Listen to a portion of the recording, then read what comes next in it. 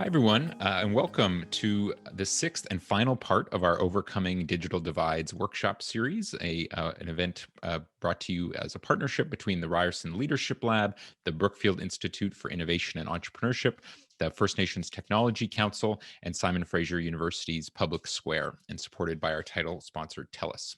I'm Sam Andra. I'm the Director of Policy and Research at the Leadership Lab, and we're thrilled you're able to join us today as we conclude what I think has been a thought-provoking and illuminating workshop series that has meant bringing together people from across the country. And we're thrilled that you're able to join us for the last one. Before we begin, I want to take a moment to acknowledge those who aren't able to gather with us here today, frontline workers, healthcare providers, caregivers, those with low incomes and disabilities, those who really this conversation is intended to serve those who are disconnected from quality, safe, reliable internet. And to try to help address those gaps in access, we're making a recording available with a transcript and a summary of the major takeaways of today's conversation in the coming days. I also want to point out the accessibility features for our workshop today. You can access a live transcript of this session in the top left side of your screen. You'll see a live button. You can click there, and a transcript will show up in a different screen. I also want to give a land acknowledgement today that's reflective of where I am. We do this as a symbolic restorative act and hopefully part of a wider and ongoing and hopefully transformative process as part of our reconciliation. Toronto is on the territory of the Anishinaabe, the Haudenosaunee, and the Huron-Wendat. It's covered by the Dish with One Spoon Treaty, Treaty 13, and the Williams Treaties. We're committed to honoring our obligations to these nations' treaties and for Indigenous peoples generally. Through this workshop series, we've tried to do that by amplifying Indigenous voices and ensuring that we're making space to consider the unique realities and digital divides faced by Indigenous peoples in Canada. So we're excited to be wrapping up today's series with a focus on the digital challenges facing youth in Canada, as well as the skills needed to adapt in a world that's increasingly online. Before we delve into our panel, we're delighted, though, to highlight that yesterday Statistics Canada released fresh data from the 2020 Canadian Internet Use Survey, one of the key instruments that we use to understand the digital divide here in Canada. So we're thrilled to have the Chief of Digital Economy Metrics at Statistics Canada, Mark Urbach, here with us today, who is going to share some highlights. Thanks for being here, Mark. Great, thank you very much, Sam. Yeah, and we just thought this was a great opportunity. I've promised to only take 2 minutes here, but just to highlight that this data is now available. So I'll maybe just quickly share my screen here. And I really won't get into much in terms of results today, but just to kind of flag that this data is available. And really, I think for many of you who are on the call, we've participated in this lecture series throughout the spring and summer here. And it's really, the survey results here really hit on a lot of the same issues that have been talked about here. So if there are some of these things that we can help provide data on, we're certainly open to giving presentations on some of the more detailed results, but also in terms of providing data to users. We certainly want to get it out there and make sure that it can be used appropriately. So as Sam referenced yesterday, we had a release of the rest of the individual internet use data. So this really focuses on everything that Canadians are doing online, some of the digital skills that are being used online, what people are buying online. Obviously, 2020 was a year a bit unlike any other. So we saw some really interesting results in there. We also released data at the end of May there that really focuses more on kind of the digital divide. So sort of household connectivity and kind of where there are areas for improvement there.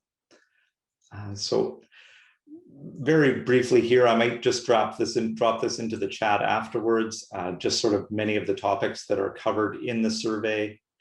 And then I think what probably is of interest to this group as well is really the different ways that this survey data can be broken down.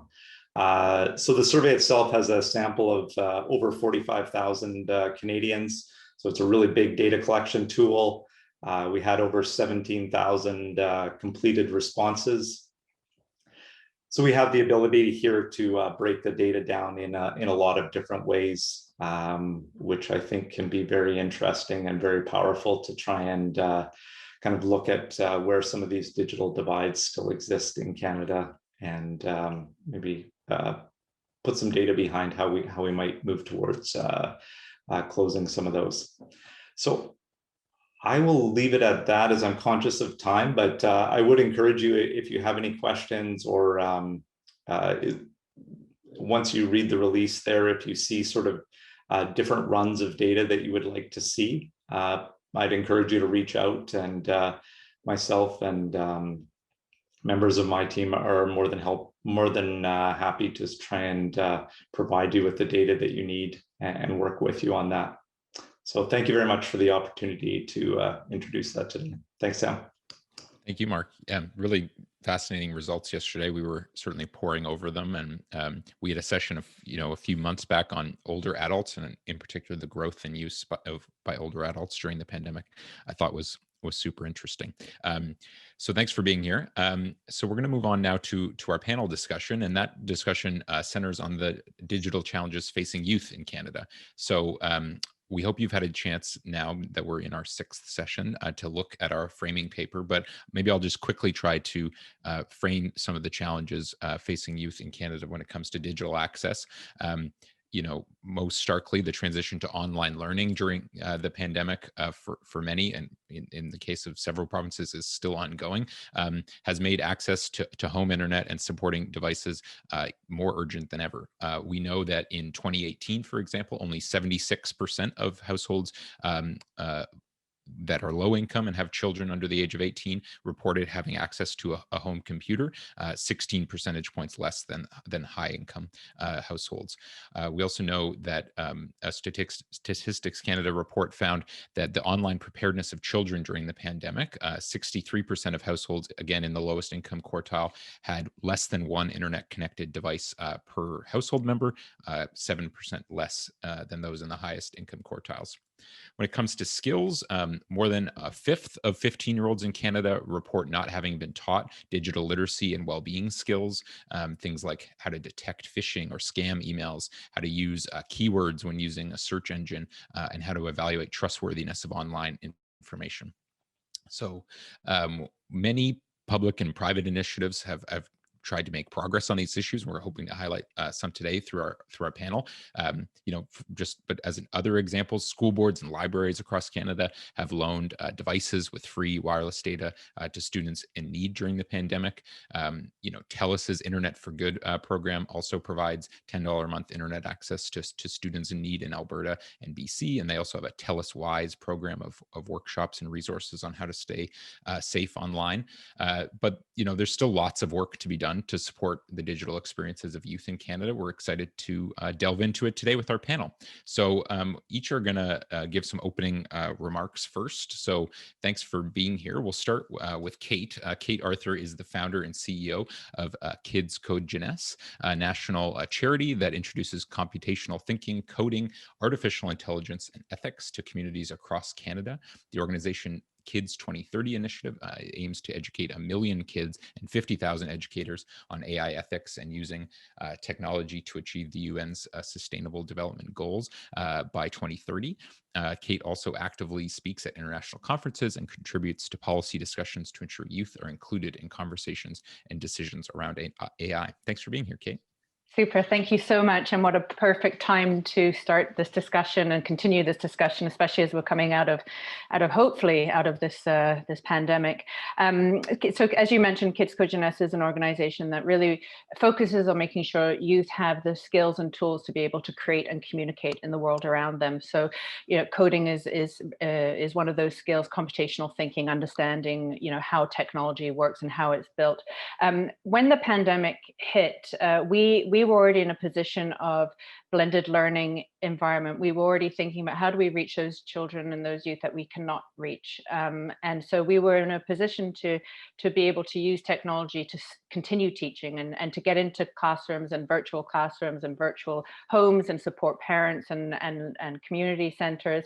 But that's where we also really saw the divide, and where families were really struggling if they weren't able to connect.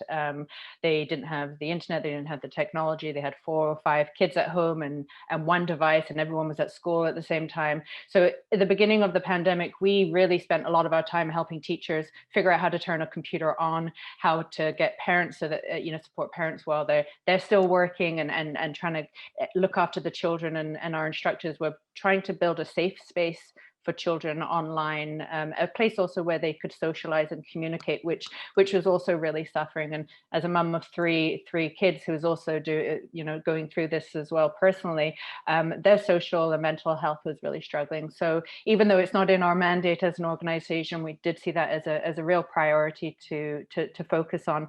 And then the data part of things, we wanted to make sure that children were really being critical and thinking critically about their consumption of data, how their use of data is taking, what companies are doing with their data, and who's building that data. So as we're coming out of the pandemic, there are lots of opportunities that I know we'll be discussing here. Awesome. Thanks so much for being here. So next we have Howard Moria. He is working at the Boys and Girls Club of East Scarborough for the past 10 years in the capacity as Senior Manager of Youth and Community Outreach Services, and now as the Director of Operations.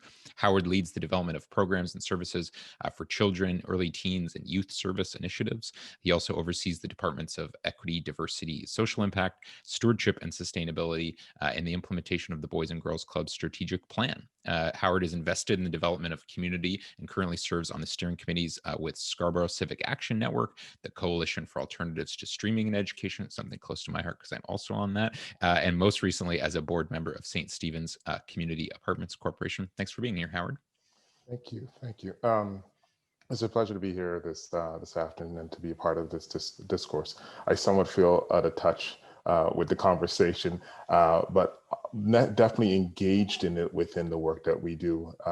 Sort of based on what Kate was just saying too, we've also seen that sort of struggle with families as we transition through into the online learning process during the pandemic. And even though we had developed a number of initiatives to support families over the years, one being providing families with technology on an annual basis and doing a coding program, we still see that divide that exists within our young people.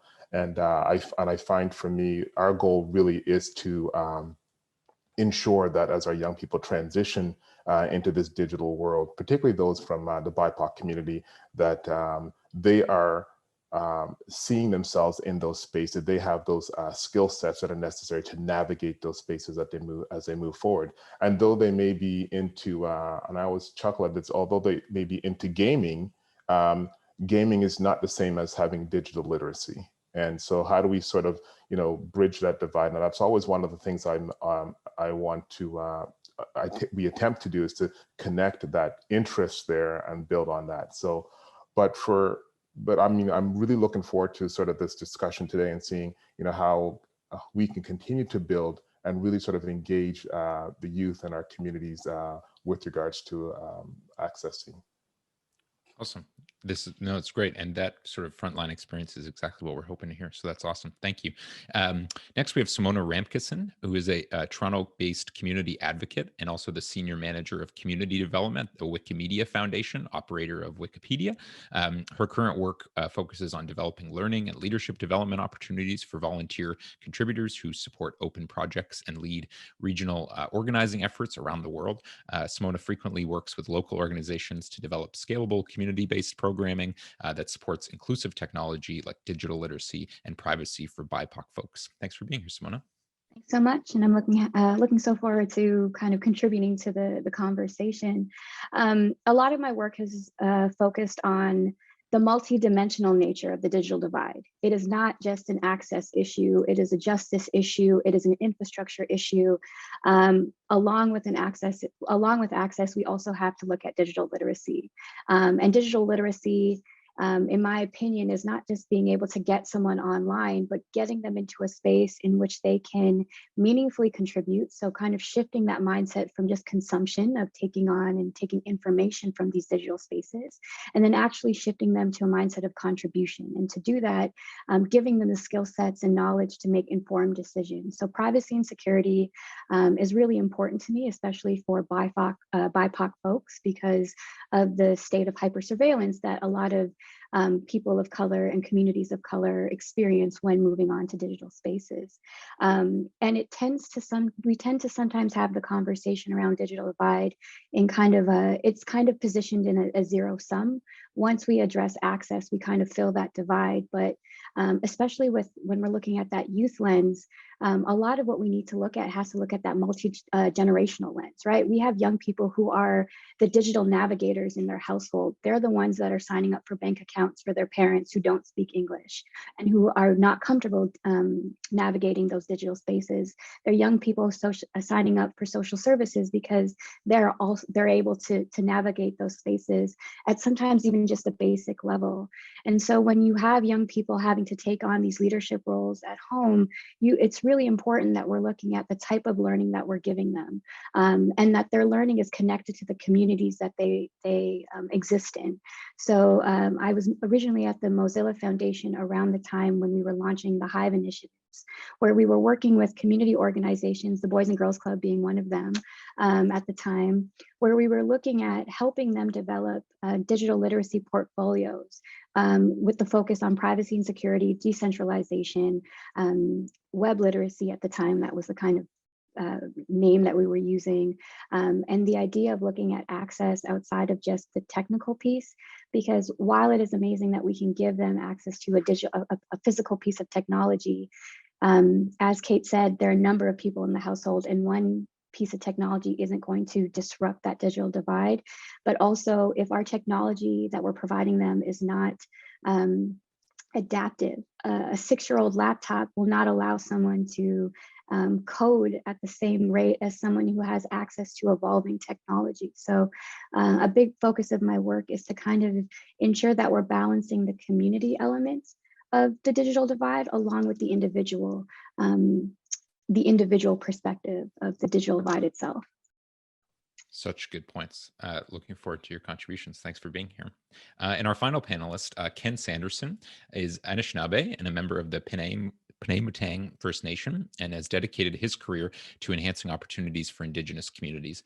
Ken has 20 years of experience in executive leadership, organizational development, and growth management. He has worked with the Aboriginal Chamber of Commerce, the Manitoba Aboriginal and Northern Affairs, Broadband Communications North, and is currently the executive director of Teach for Canada, a not-for-profit organization working with Northern First Nations to recruit, prepare, and support committed teachers.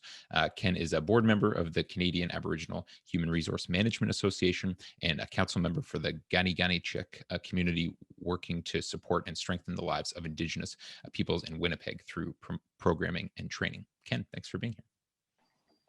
Thank you for having me.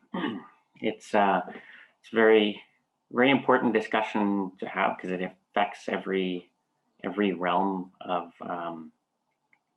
engagement, really, that we have together as a society. From all of the past roles that I've been playing across my career, everything always comes back to this issue. This has become the cornerstone to building and creating a more equitable and just society.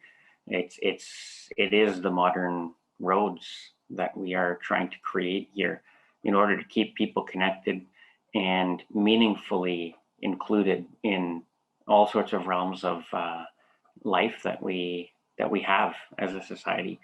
And a lot of the things that I've seen are, really, you sit here and you go, it's 2021, and some of the actual on the ground situations, you look at it and you just, it's like it's from another era, right? So,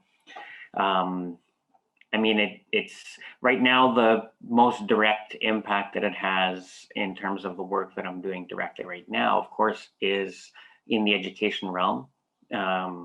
Over the past many years, we have seen just so many wonderful resources being developed and created in terms of educational content if you have internet, right? So quite frankly, the people that really, really need these resources can't access it, right? So it's a huge issue. And so people are having to jump through so many different types of hoops just to get this content into the hands of young learners. And those young learners, of course, those are our next leaders. Those are our next CEOs, our next teachers, our next doctors, our next everything, right?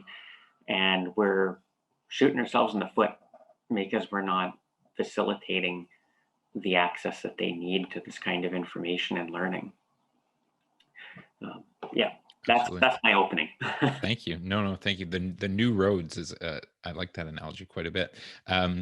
So we're going to move into our guiding questions, and for those watching, we want your input as well. So in the chat, there will be a link to the Jam boards. So for those who have been with us before, you'll be familiar with this process. But for those that are new, you can click through, and both of our guiding questions are there, and you can add your own comments using the sticky note function, which is on the left-hand side. It's just a square with 2 lines that you can click on.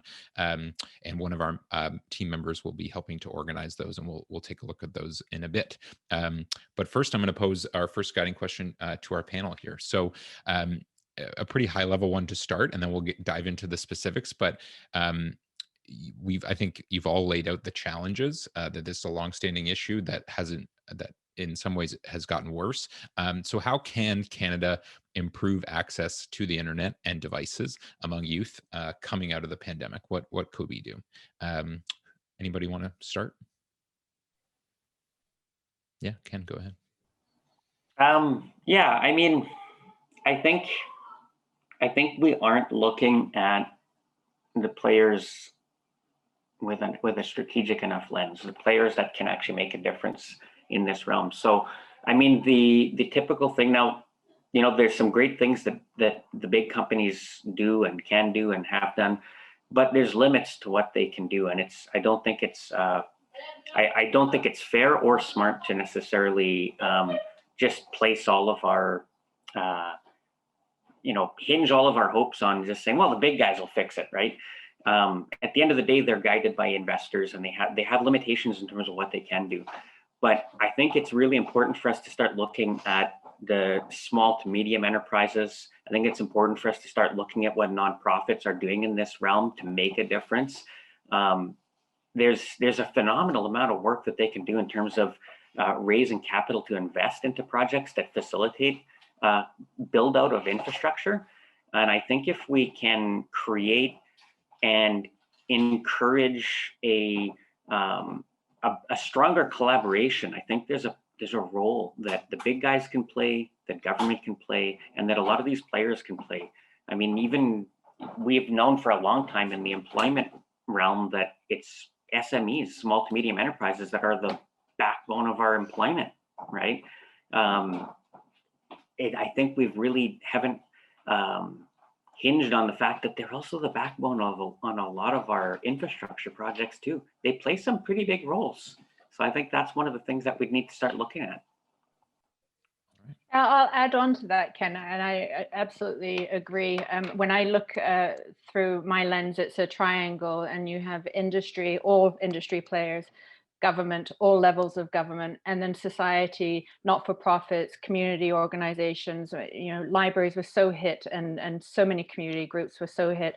There's also the triangle of, there's the hardware, and then there's the internet, and then there's the learning of that content, of that material. So they all need to play a part to make the triangle, and they all need to have some involvement to bring us all together and to lift all of us up. Otherwise, one person or one of those parts of that triangle just won't be able to do it alone. Awesome, thank you. And one of the questions that I've been, the big piece is like, how do we, to your point, Ken, how do we push for that affordability too in the internet? You know, it blows my mind that we pay so much for internet. compared to other countries. And I look at countries that are quote unquote underdeveloped countries, and and where they rank in terms of access, cost to get onto internet. And I think, to me, that's when I look at our communities, we have infrastructure in place in an urban center, and yet we still have a digital divide because of affordability.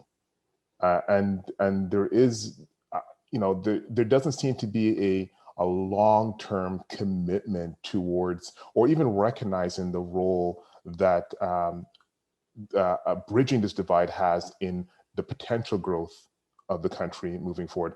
To your point, Ken, the potential opportunities of our up and coming young people. And if we continue to maintain this digital divide, that leaves us in quite the quandary as a nation in terms of being underdeveloped in that area of digital literacy, and we will be surpassed by other countries. I go back to when I was working in Portland, Oregon, and for example, the sciences is one of those areas where there was not a lot of work done in the sciences, and other countries were just killing the sciences, right? And when you look at who was actually working in the technology field at Microsoft and all those ones on the Pacific Northwest, there weren't necessarily people from the US. There were people coming in. And I think we might find ourselves in the same situation where we're actually having, and not that you don't want people, new immigrants coming in, but what are we doing to develop our internal structure, those young people within the country, so that they can actually be successful too? And so, there needs to be, for me, I'm wondering how you have a more sustainable long-term commitment at all levels of government to actually look at this and figure out ways to lower that cost, so that it's affordable for all. How do we get access to those backbone companies, because there's plenty of them, but they can't even afford to sort of buy into the market to be able to provide affordable access.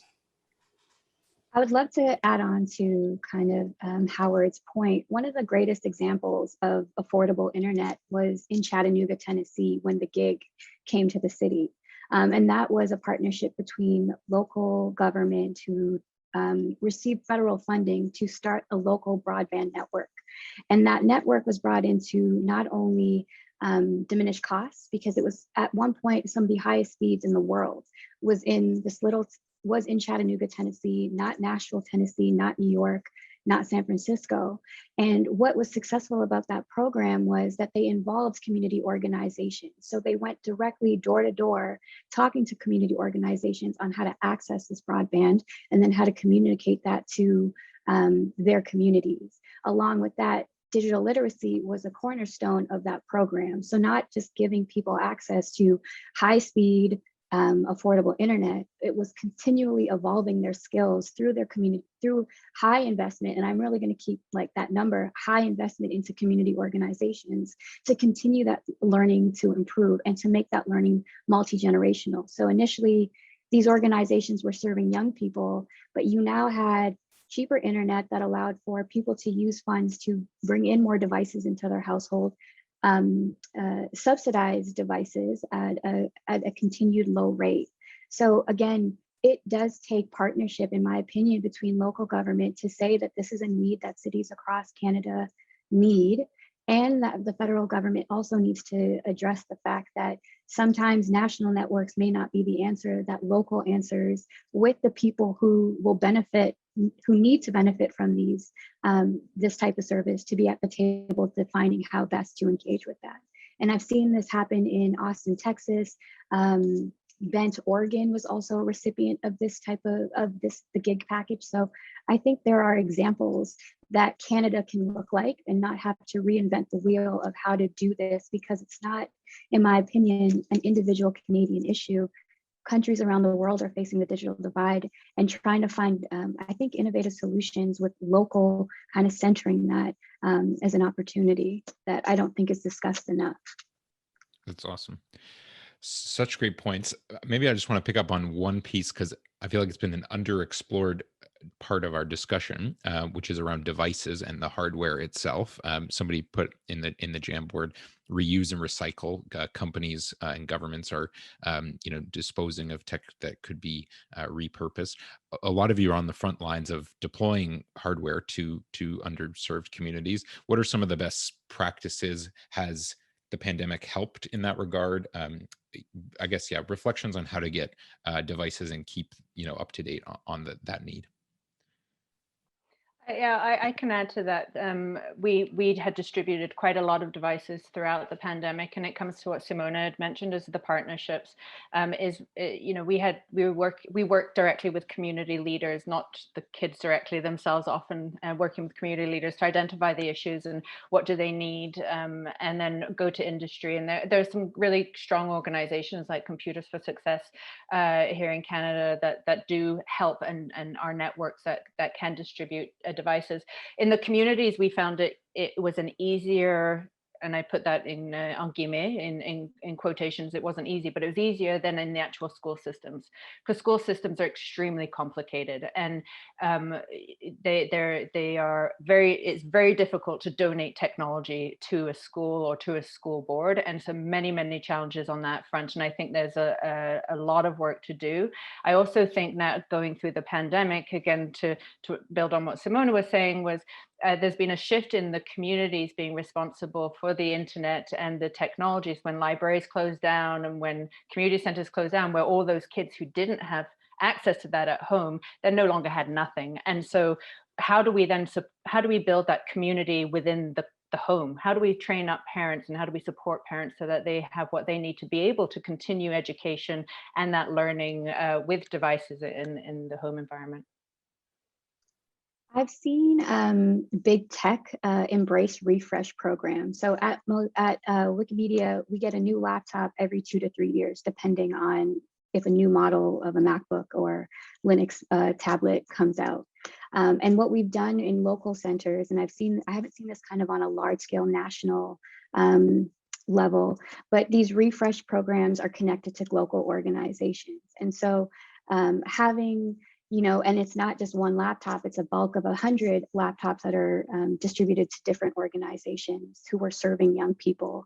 And they have created really unique ways of librarying systems or shared systems. So we've seen communities where, my parents do have internet in the home. Could you open it up? Because we have the devices next door. And so Detroit is a really great example of this kind of mesh networking amongst communities where you're kind of collectively sharing resources that you have access to. So we've created timetables on when we can share devices and internet. But I would love to kind of see this ramped up more with a lot of big tech, because technical waste is a big issue as well. But the fact that a lot of these organizations just kind of trash their, 2 to 3 year old laptops with a few upgrades could be very, would be needed or can be utilized well for a longer period of time. But we really don't see that kind of shared collective community engagement.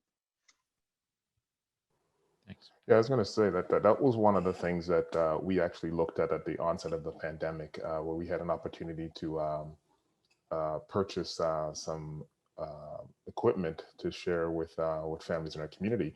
And initially, we were thinking that we would do some form of a lending library, just so that we can get it out into their hands. But then we realized that because of the lack of equipment within the home, that the lending library wasn't necessarily something that would have worked in the immediacy. But I do agree that, and that's one of the things that we've been trying to explore, is how do we kind of get refurbed laptops to be able to share with the young people within the community and within our program, so we can expand their digital literacy. And so that aspect of community at the community level, building towards that, and being in the forefront of that and being able to support community is critical.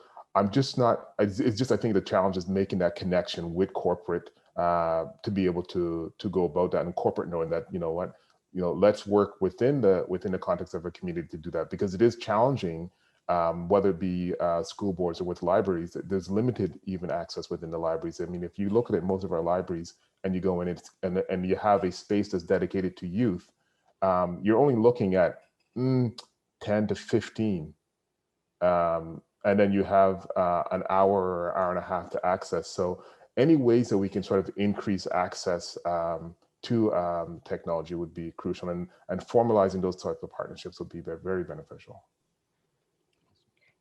Can I just add briefly one point as well, which we haven't mentioned, is the mobile device. And the importance of a mobile for youth is as a tool of even just communication and connecting with each other is hugely important. I think 98% of the youth do have mobile devices, but then you also need the internet connection and all those layers. In some countries, countries have leapfrogged over the laptop and the desktop and have gone straight to the mobile devices. So there might be something there that we can also look at as a potential solution. Yeah, and whatever supports that we consider, it needs to be smarter than just, oh, if you have this income bracket, you're in. If you're outside that, you're out.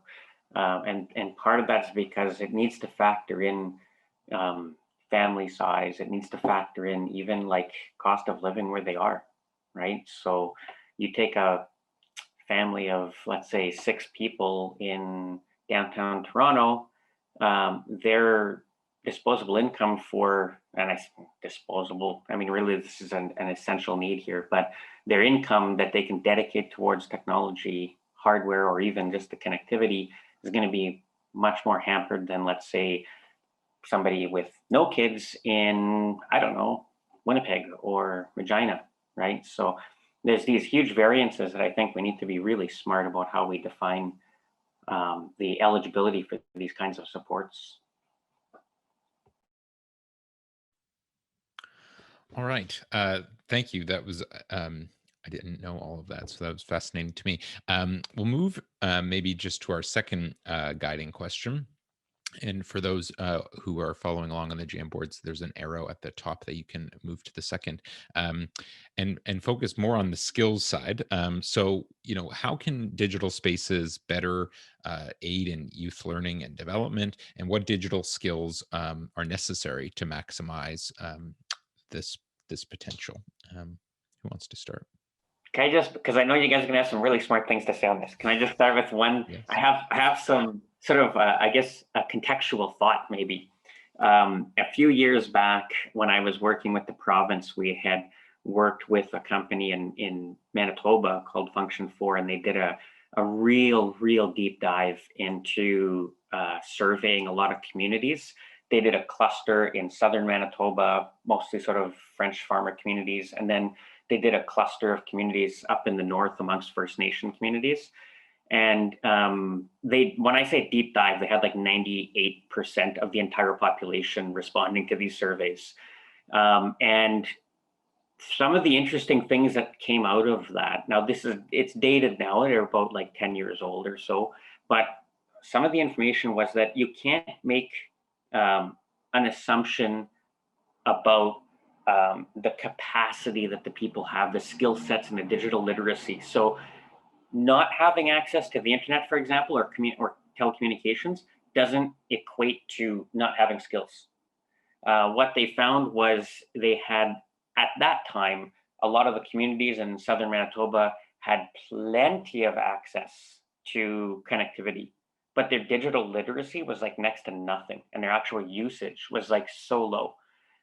And then when they looked at some of the First Nation communities that didn't even have cell phone service, had this much internet connectivity, and their capacities were just through the roof when it came to knowing how to use mobile technology, even having cell phones. They just didn't use it in their community, of course, but they had it so they could use it as soon as they left. Their capacities around laptops and all that stuff, it was quite high, even though they didn't have the connectivity. So some of those things are things to kind of think about, I guess, is in the sense, the only lesson really is, as we go into the work of trying to figure out the literacy side, it really becomes critical not to make sure that we aren't making an assumption, right? And I think some of you have already mentioned that, but like I said, you guys will have smart things to say about this.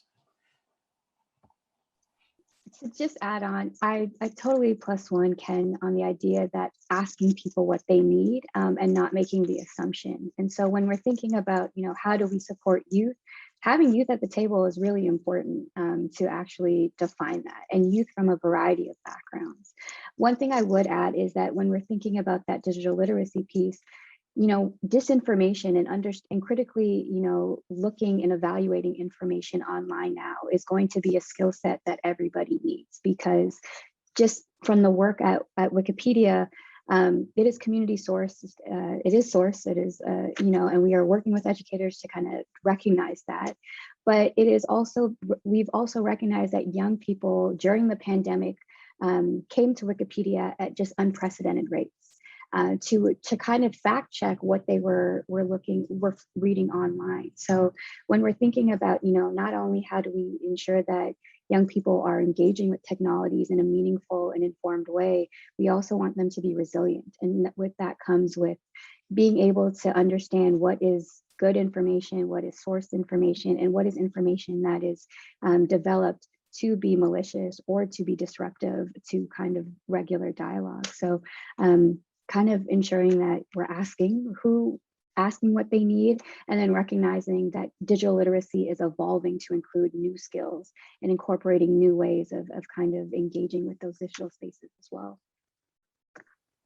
Yeah, I like the word critical in that, and it's the foundation of everything that we try to bring to the kids is the critical thinking skills, with or without technology. If children can't think critically about what is happening around them, then we're doing a disservice to them. And especially in the world of artificial intelligence, and these AI systems are so smart, again in quotes, but they're strong and they're powerful. And if our children aren't able to critically think about how their data is being used, who built the technology that is taking their data, and where is that data going, then we're also doing that disservice. And they need to have those critical thinking skills, and also to be able to collaborate and communicate with this technology.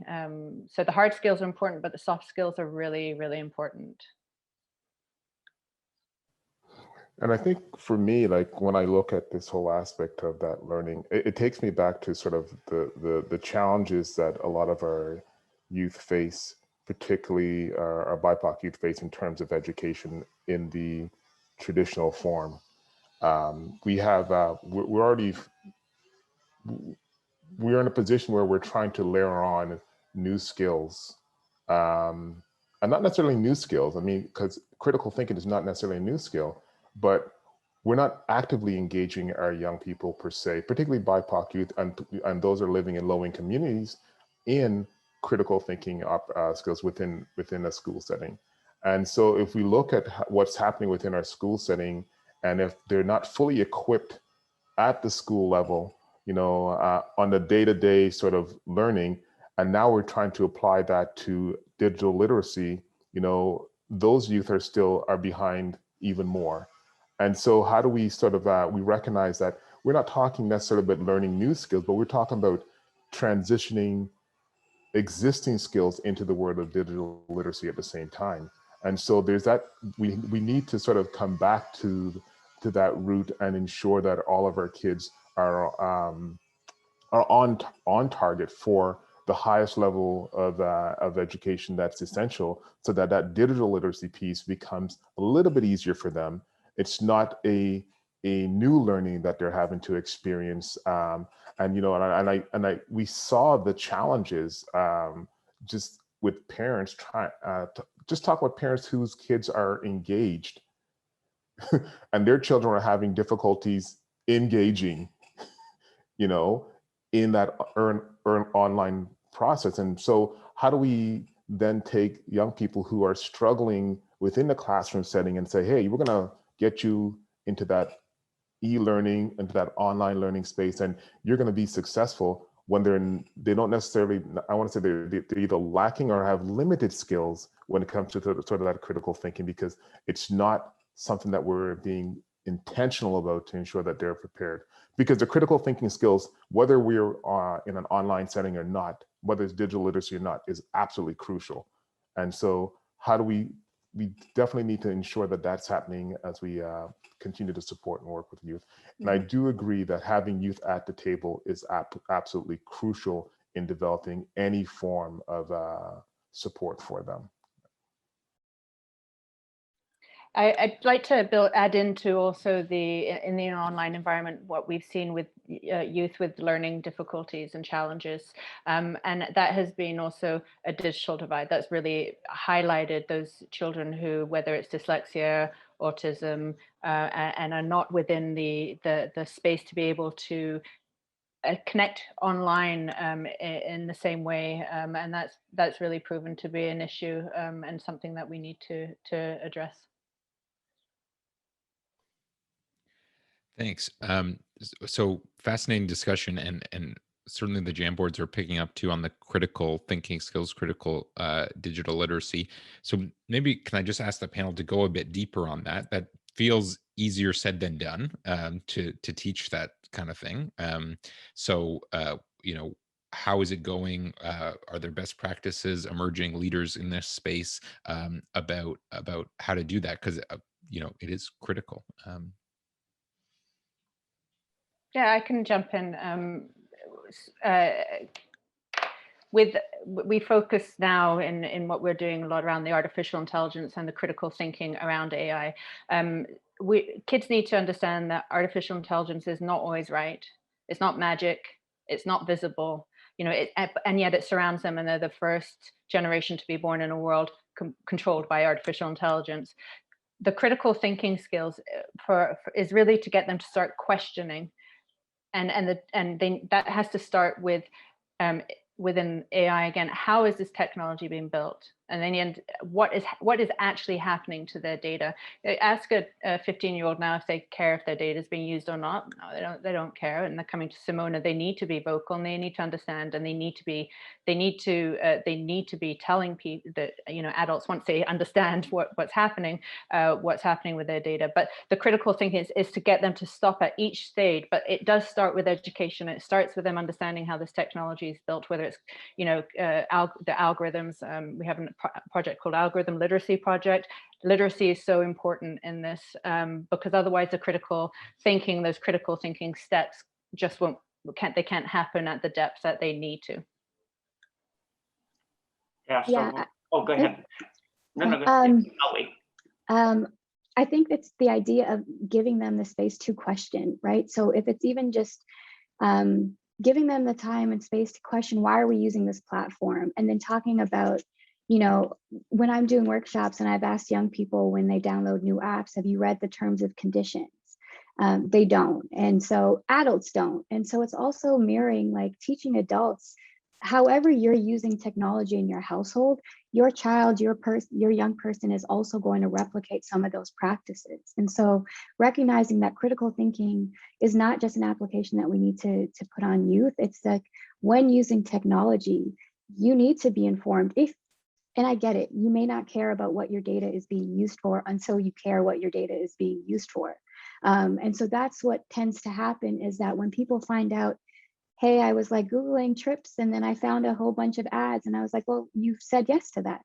You said that was an okay part of your online experience. And so now let's go back and unpack what is happening with that algorithm, what you can do about that algorithm, and what is the impacts of making those changes. And so when I'm teaching kind of digital literacy, that multi-generational lens is really important, and that you're kind of giving them the space to have this conversation with parents, with trusted adults, but also just kind of enforcing the idea that you can question technology, and you should question technology that you're using, and that we should not be passive in what we're using, that we should be thinking about, I don't want them to know what I do, where I go, so I want to choose a browser that will mirror those values. I want to choose applications that mirror those values, and I want to engage with people online who then mirror those values. So a lot of times we think digital literacy is just a skill set, but to me, it really just feels like a value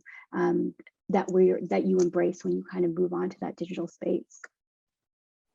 Can I just really quickly on that, Ken, just to add, is also the importance of government and industry, because the terms and conditions shouldn't be 10 pages long. It should be simple, it should be short, and it's industry who's slipping it through, and government should regulate that. Yeah, I was going to say, Simona took what I was going to say. But I mean, it's true. So what I'm hearing in our discussion here is that digital literacy we need to start attaching the term holistic to it, right? It's not just about skill sets. It's not just about hardware. It's not just about access. It's not even just about only youth, right? We the age, we need to look at the ages. Even like I put a comment on the side there, even the people who are making decisions, we're just assuming they know this stuff. They don't. They just don't. Ask some of them how to post a TikTok video. Guarantee you, most of those decision makers and policy writers have no idea, right? And that's like a basic thing. So really, they should, because they're making decisions on these things. And if you don't know what you're making a decision on, how can you be making a decision on it, right? So these are some of the things that I think are some pretty big issues. And so just like the idea of digital literacy itself in terms of what we're focusing on needs to be holistic. I think even the age groups and the audience needs to be holistic, because this is a society-wide issue, right? It can't really be parsed out with just one specific group of society, and it can't really be parsed out just with focusing on just one particular element of it.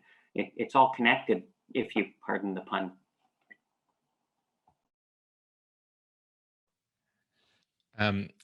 Thank you for that. That was great. I'm maybe just going to combine two questions that I'm seeing, which is how youth are using online spaces and online organizing to disrupt spaces that have been traditionally inequitable. Maybe in particular for BIPOC folks.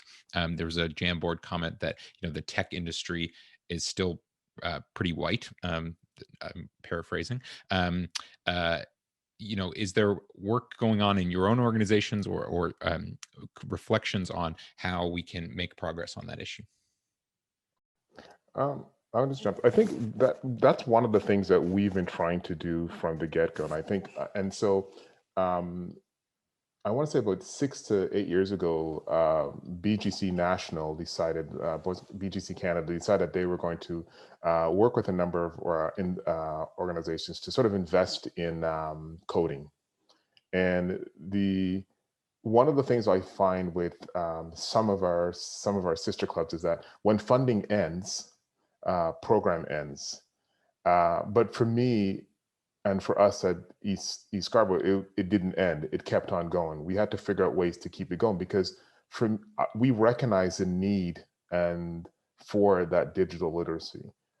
One of the areas that we struggle in, and this is one of the pieces that I had here, is having knowledgeable and skilled staff internally within the organization to deliver that, and deliver it at all levels. Because I think that if we're going to disrupt and if we're going to get young people into those positions, we have to have staff that looks like them, that are knowledgeable to be able to train them and get them excited. And lastly, you have to be intentional.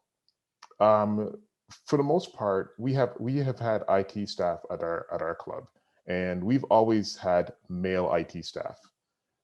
And even if they're racialized, we've had male. So I said we had an opening this year, and I said, look, I really want to find a female. I really want to find a female.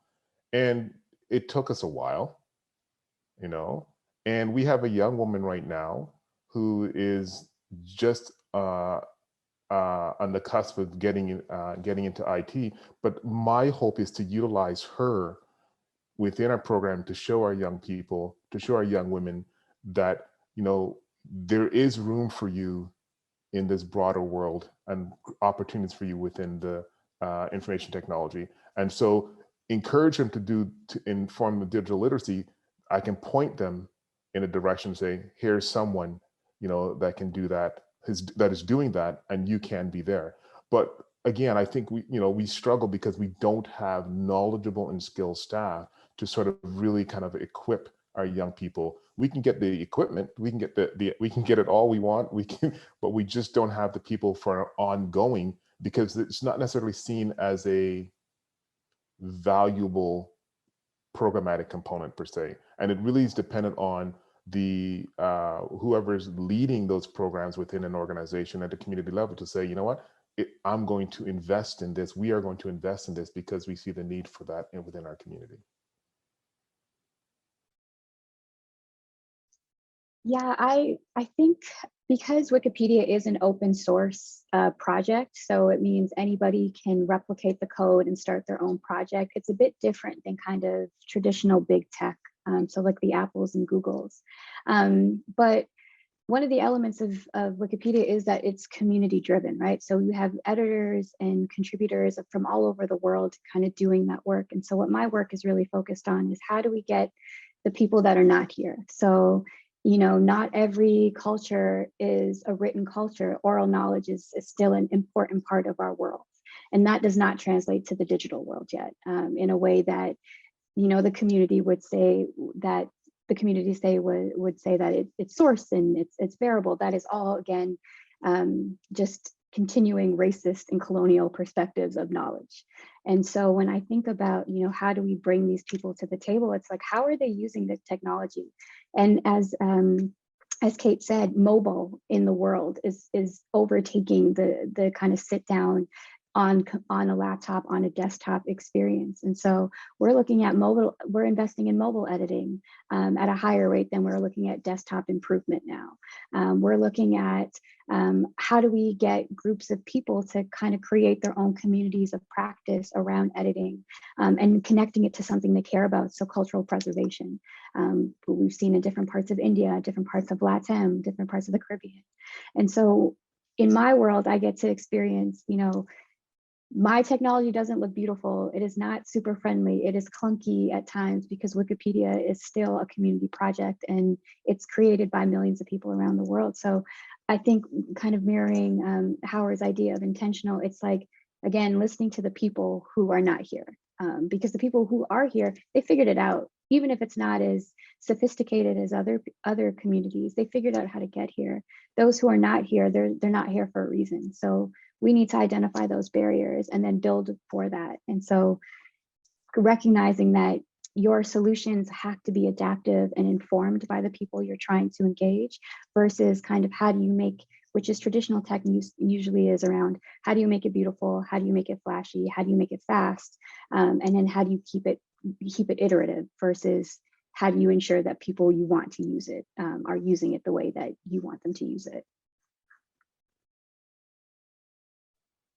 Yeah, I have when thinking about youth and in particular teens disrupting technology, my worry is big tech following the youth and their data again. You know, we've seen Etsy's just bought Depop. You know, Amazon's got Twitch. You know, the kids are on Discord. None of them are on Facebook. Like that's old school. That's where, you know, we hang out, or adult, you know, middle-aged women hang out. But you know, those kids are moving really fast, but big tech is right behind them and taking their data. Our country doesn't have strong policies around child's protection on data, and you know, if they're really kids are disrupting, they're disrupting the way we communicate, the way we buy, the way we share, you know, the way that the economy is going to look in 5-10 years time. But it's our role to protect them from the big tech while they are in this disruptive state. It's like online rebellion, teenage rebellion. Yeah, I think that regulation is really important. I mean, it extends beyond, the problem is it extends beyond any individual country's borders now. There's Absolutely. a lot of these, yeah, there's a lot of these companies that are intentionally building data farms in international waters so that they can skirt around legal issues and do their own thing and not have to be abiding by regulations. So that's a big problem too. And that's going to take a global response to address it. Yeah, absolutely. So we're coming to the end of our time. So maybe I'll say time for closing reflections from each and every one of you. But there's a couple questions I want to get in, and so if you want to work them into your closing reflections, please do. One is, how are we considering the needs of students with special needs and mental illness, which Kate, you brought up? Does the technology and programming currently serve them? And then we have a question in the chat about incentivizing IT grads to work in nonprofits when they get 3 times the starting salary in big tech, and building up the work of community organizations, many of, or all of which I guess you all work for. So if you want to address either of those in your closing remarks, that would be great. Maybe who wants to start? I can go. So, I mean, really great discussion. I think this is just the surface of lots of more discussion, more government, more industry, more community leaders, again, coming to the way my brain thinks is that need to come together, more voices around the table of underrepresented from all walks of life. We have the initiative, the Kids 2030 Challenge, which was, and the Kids 2030 Initiative that works towards the UN global goals. And this year, our challenge kicking off in the new year will be around mental health and well-being. And that's SDG number 3, and sustainable communities, which is SDG number 11. And I think one of the issues our society is going to face coming out of this pandemic is how do we look after the mental health of our youth who have been deprived of such an important time in their life to regain those skills. And, you know, on a personal note, my dad said, who lived through World War II, he said the kids are suffering more through this pandemic than I did when I was going through World War II, because he could still communicate and hang out with his friends, and it was fun, and you know, they were able to kind of go into a bubble. Our kids weren't able to do that this time around. So I think you know, the using any way we can, using technology and platforms, but really with a focus on the mental health and the well-being of the kids coming out of this. Yeah, I would say that looking at evolving our understanding of digital literacy, again, which is my wheelhouse, to look to include that resilience building piece, right? It's not just the technical, computational, hard skills, but it is looking at you as a person engaging with the digital space. How do you want to feel? How do you want to be engaged? How do you want to be supported? And listening to young people. And it could be a number of different things, such as mentorship, building communities of practice, advocating for tech to also take into the idea that you also need to build with resiliency and safety as a design element and not an afterthought, which we tend to see big tech doing continually. And that if we're continue to evolve this conversation, young people need to be here because their challenges are so nuanced, region to region, community to community, age brackets, we see that. And so one of the things I definitely love to advocate when having these conversations with people who are doing this on the community work is, you know, how do we have these conversations continually together? How do you stay connected? But how are we also empowering young people to be leading these conversations themselves? Because we're the adults in the room, and we have decision-making power and resources that can, you know, address some of these issues a bit more holistically. But so much of the time, we're not really listening to young people as much as we want to, because we also have priorities that our organizations need to meet as well. So I'm still trying to figure out how we find that balance, because I haven't been able to do it in 15 years of doing this type of work. There's a saying that different people within the Indigenous community often say, nothing for us without us. Right. So I think if we're going to talk about, you know, mental health or youth empowerment or digital literacy, I think inclusivity needs to be front and center of that. And we need to figure out strategies. How do we make sure that people's voices are getting to the table? So those are a big part of it. I do think mental health, as just generally speaking, needs to be given a lot more priority than it is right now. We've got too many people like, just pull on your bootstraps, or like toughen up. Like that whole view's got to die. Quite frankly, it's not doing anyone any favors, and we really need to dedicate money to it as well. Governments need to.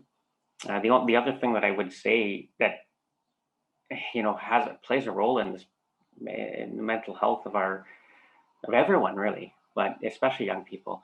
I think maybe this is just a plea to the big tech companies out there. They need to start operating with heart. They need to stop just chasing, the dollar and the pursuit of infinite wealth generation. And we need to stop our news reporters from, praising a continual growth. You can't have infinite growth in a finite world, right? It just doesn't work. And when you start doing that, you stop caring about the people that are damaged in the process, right? We have all these algorithms that incentivize outrage, incentivize anger and hostility and all this clickbait that's happening. That can be changed if people have the heart to do so. So that's honestly, we can get government to come along and start slapping hands. But I think these CEOs, I think these executives, I think these owners, I think the shareholders of all these big companies need to start looking in the mirror and start actually saying, hey, wait a minute, I'm part of this world too. I have a responsibility to start looking out for the young people. That would be my plea. Last word to you, Howard. I echo you, Ken. I jotted down commitment to our society, a just and fair society. And, it's funny, I'm not a social media freak at all, but I can tell you right now, I don't know how you can stay on some of the platforms with some of the information that's just constantly circulated that's out there. I think as I reflect on the conversation today, I think strengthening partnerships. I think that's a critical piece in terms of moving forward, and that's partnerships across communities. It's partnerships within the with government. It's partnerships with